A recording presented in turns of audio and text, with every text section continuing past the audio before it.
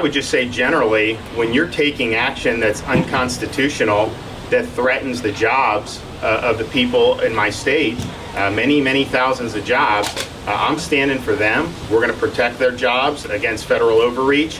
And this is a guy who criticizes the state of Florida for protecting parents' rights. He says school boards should be able to eliminate parents' rights and force 5-year-old kids to wear masks all day. That's what he thinks is appropriate government. Yet, here he comes from Washington, D.C., instituting an unprecedented mandate, which even his own people have acknowledged in the past is not constitutional.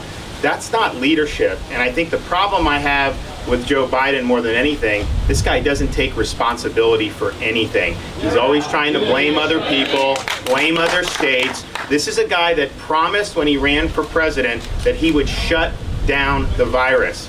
If you look now, there's 300% more cases in this country today than a year ago when we had no vaccines at all. So his policies are not working. He's doubling down on things that are going to be very destructive for the livelihoods of many Americans, and obviously going to be destructive to our constitutional system and the rule of law. And so these are times when you believe in that Constitution, you got to stand up. And obviously the substantive issue is important, because there are places that are going to toss aside people they've worked this whole time throughout COVID. Now all of a sudden they should be tossed aside. They were working when nobody had vaccine. You don't know their history. You don't know why they're making decisions that they're making. Many of these people have already recovered and they have immunity. The idea that somehow you have somebody that gets a Johnson & Johnson, they can work, but someone that's got natural immunity somehow can't, that natural immunity is strong.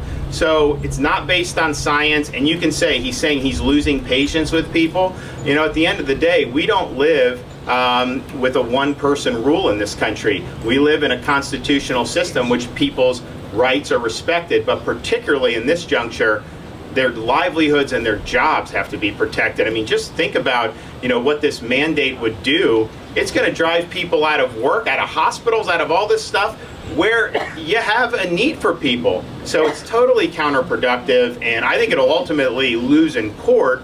But before that, you know, there needs to be action taken to protect the people of our state and hopefully of the entire United States. Nobody should lose their job based on this decision.